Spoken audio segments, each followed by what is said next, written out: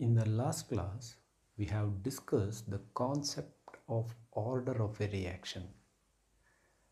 Let us try to take an example and let us try to recall what we have studied in the last class related to the concept of order of a reaction. Let us consider a reaction of the type where 2A plus B gives product. Now, just to test you that how much you have understood the concept of molecularity and order of a reaction, I'll ask few questions. First question is, what is the molecularity of this reaction? Then you can't answer directly. There are conditions. First, you must know whether it is a elementary single step reaction or a multi-step reaction. Only if it is an elementary single step reaction, you can determine its molecularity just by adding the stoichiometric coefficients of the reactants in the balanced chemical equation. So when I ask you what is the molecularity of the reaction, you should not jump into the conclusion that sir it is 2 plus 1 is 3. No, first you must think whether it is an elementary single step reaction or multi-step reaction. If it is a multi-step reaction, you need to write the mechanism of the reaction.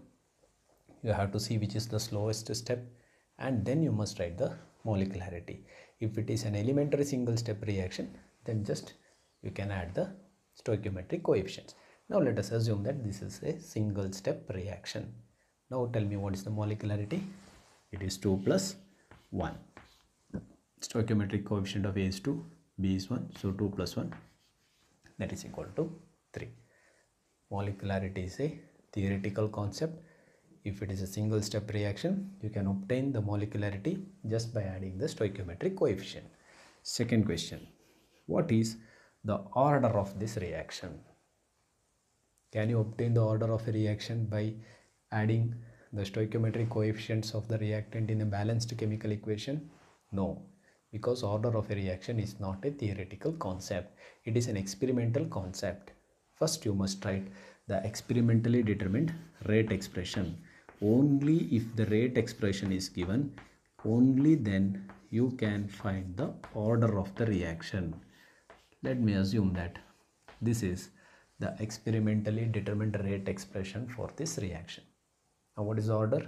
It is the sum of the powers of molar concentrations of the reactants in an experimentally determined rate expression. So what is the sum of the powers of molar concentration terms here?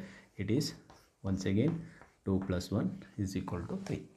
Since the experimentally determined rate expression is given, you can obtain the order just by adding the powers of molar concentrations of the reactants. Okay, molecularity is a theoretical concept, order is an experimental concept.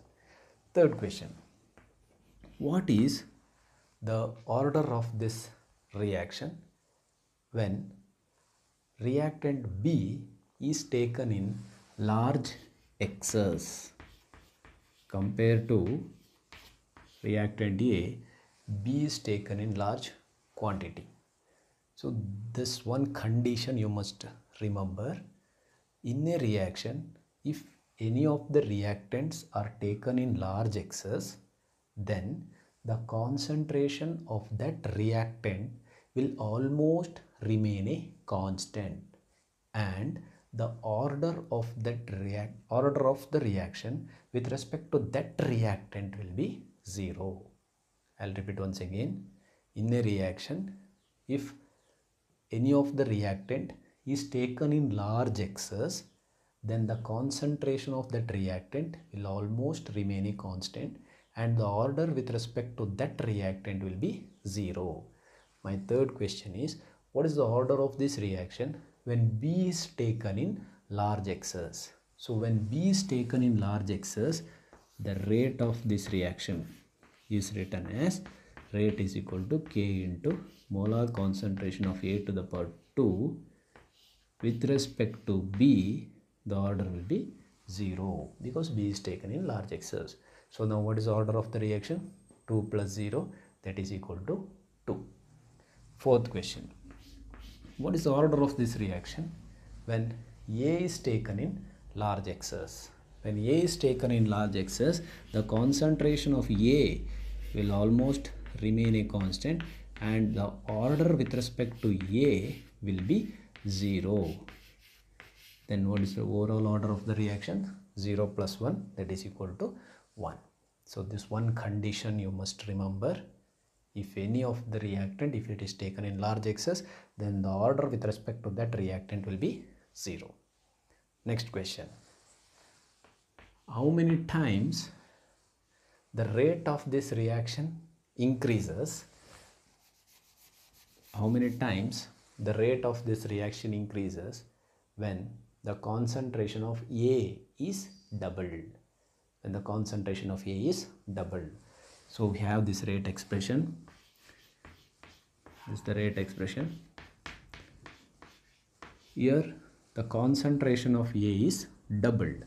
When the concentration of A is doubled, without changing the concentration of B, by how many times the rate will increase? 2 square, that is 4. So 4 times the rate of this reaction will increase. If the concentration of A and B both are doubled, if the concentration of A and B both are doubled, A is also doubled and the concentration of B is also doubled, then by how many times the rate will increase? 2 square is 4, 2 to the power 1 is 2. So 4 into 2 is 8. So 8 times the rate will increase.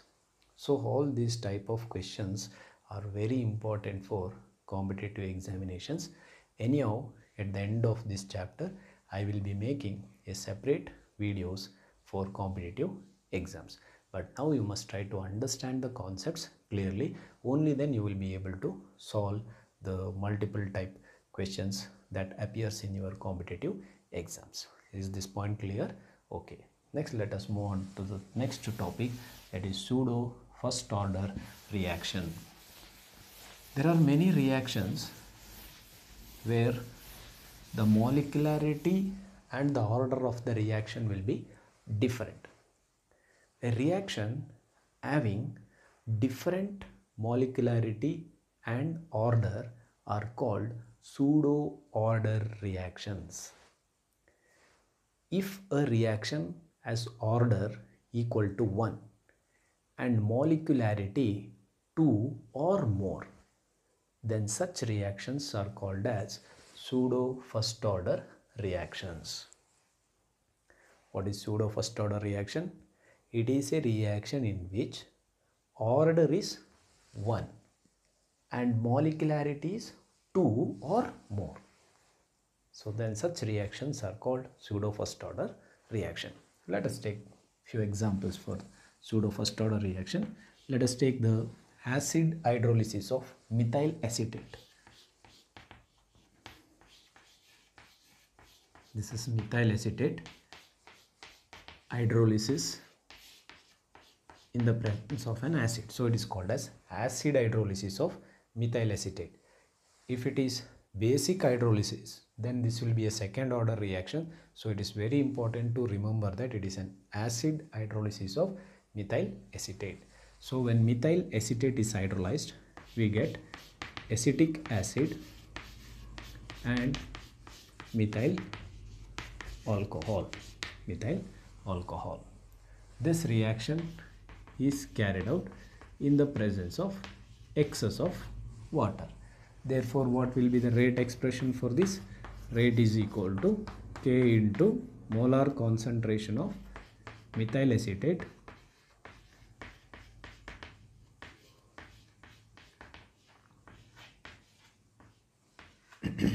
since you have taken water in large excess, the concentration of water will almost it will remain constant. and the order with respect to water will be 0. So what is the total order of this reaction? 1 plus 0, that is 1. But the molecularity is 2. This is a single step elementary reaction. Just add the stoichiometric coefficient. 1 plus 1, that is equal to 2. Therefore molecularity is 2 but order is 1. Therefore this is a pseudo first order reaction. Let us take one more example. Inversion of cane sugar, that is sucrose. The formula of sucrose is C12 H22 O11 on hydrolysis gives glucose and fructose. Glucose and fructose, both of them have the same molecular formula, but they possess different functional groups. And this reaction is also carried out by taking excess of water. So therefore, what is the rate expression for this? Rate is equal to K into molar concentration of sucrose. Since water is taken in large excess, order with respect to water is 0. So overall order is 1 plus 0, that is equal to 1. But molecularity is 2. Okay. The reactions having order equal to 1 but molecularity 2 or more are called pseudo first order reactions. On board examination point of view, this is very important, and this is called inversion of cane sugar. It's called inversion of cane sugar because sucrose is a dextrorotatory substance. It will rotate the plane polarized light towards right, but glucose and fructose are leo-rotatory. They will rotate the plane polarized light towards left. That's why it's called as inversion of cane sugar. You will understand the concept of dextrorotatory and leo-rotatory when you study haloalkanes chapter in organic chemistry. Okay. Next, on the board examination point of view, usually they will ask a question related to the difference between molecularity and order of a reaction. So when you are asked to write the differences between molecularity and order, you know what has to be done. You must make two columns. On one side you must write molecularity, on the other side order. Now just recall all the definitions and the concepts that we have studied and try to write the differences between molecularity and order. First difference, you can write the definition.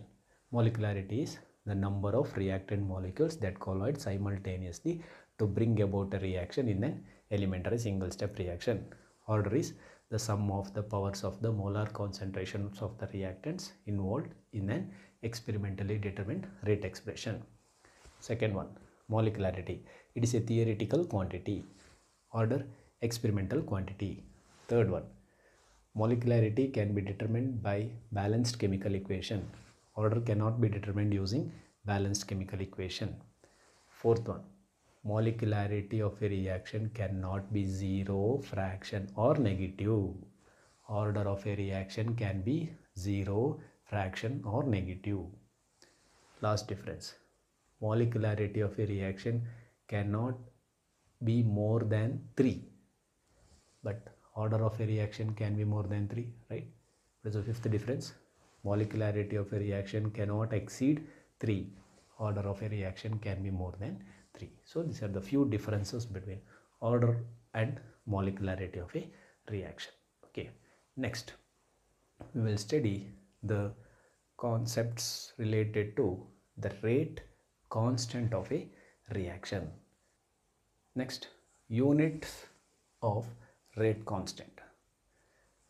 For a reaction where A gives some product, the rate expression can be written as rate is equal to K into molar concentration of A to the power of N, where N is the order of the reaction.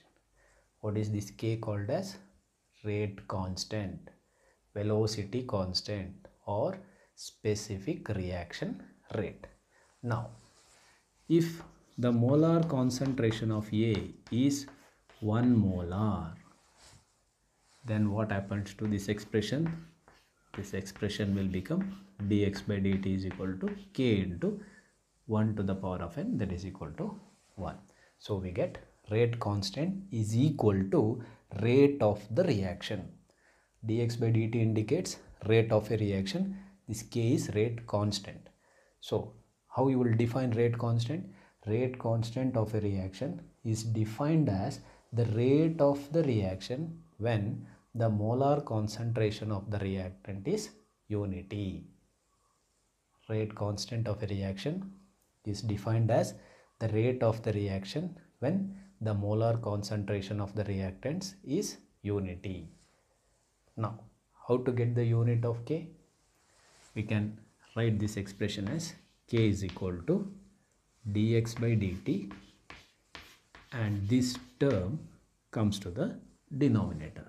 So we get 1 by molar concentration of A to the power n. Now, first let us take a first order reaction. For a first order reaction, n is equal to 1. Now, what will be the unit of K? What is dx by dt? It is rate of a reaction. What is the unit of rate of a reaction? It is mole per liter per second, or mole per dm³ per second, into 1 by, this is molar concentration term. What is the unit of molar concentration? It is mole per liter.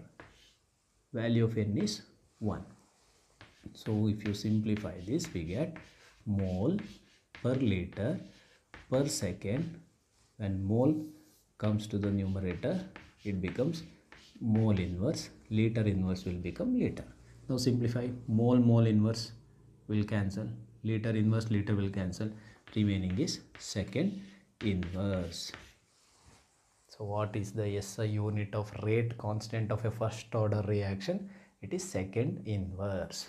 For a zero order reaction, if I take a zero order reaction, then what will be the unit of K?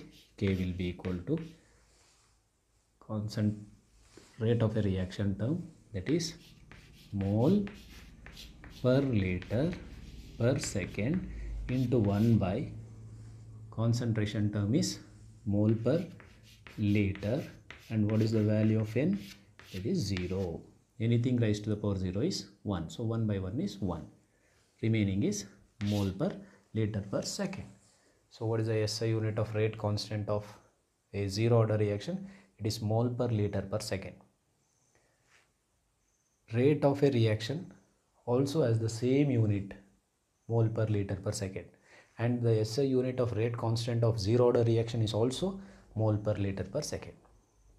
If in exam, if they ask a question like this, the SI unit of rate of a reaction is same as the SI unit of rate constant of a reaction, then what is the order of the reaction? Then it is a zero order reaction. A zero order, only for a zero order reaction, the unit of rate constant and rate of reaction is same. For first order reaction, what is the unit of rate constant? It is second inverse. Similarly, you can obtain the units for second order reaction and third order reaction. In general, you can remember this formula. Using this, you can obtain the units of all the order reactions, that is mole per liter raised to the power 1 minus n into second inverse. So if you remember this, you can write the units of zero order, first order, second order, third order, any order reactions. Okay. For example, if I take a second order reaction, n value is 2. So what will be the unit of rate constant? It will be mole per liter to the power 1 minus 2, that is minus 1 into second inverse. So mole to the power minus 1, that is mole inverse. Liter inverse to the power inverse will be liter second inverse. So liter per mole per second is the SI unit of second order reaction. Similarly, for a third order reaction, it will be n value is 3. So it is 1 minus 3 is minus 2 second inverse. So we get mole raised to the power minus 2, minus 1 minus 2 is 2 second inverse. This is the unit of K for a second order reactions. It is very important for competitive exams. You must remember this. I'll ask you a question now. The rate constant of a reaction is 2 into 10 to the power minus 5 liter per mole per second. What is the order of the reaction? The value of rate constant of a reaction is given and you are asked to find the order of a reaction. So when the value of K is given, you must look at the unit of K. Based on that, you will decide the order. So liter per mole per second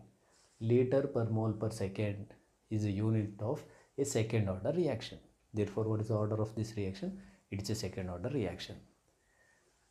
The value of rate constant of a reaction is 3.5 into 10 to the power minus 3 second inverse. And what is the order of the reaction? Look at the unit of K, it is second inverse. So which order reaction has a unit of K equal to second inverse? For a first order reaction. Therefore, this is a first order reaction. So this is how, based on the unit of rate constant, you will decide the order of a reaction, and it is very important. So this is all for this class. In the next class, we will derive some expressions for K for a first order and a zero order reactions.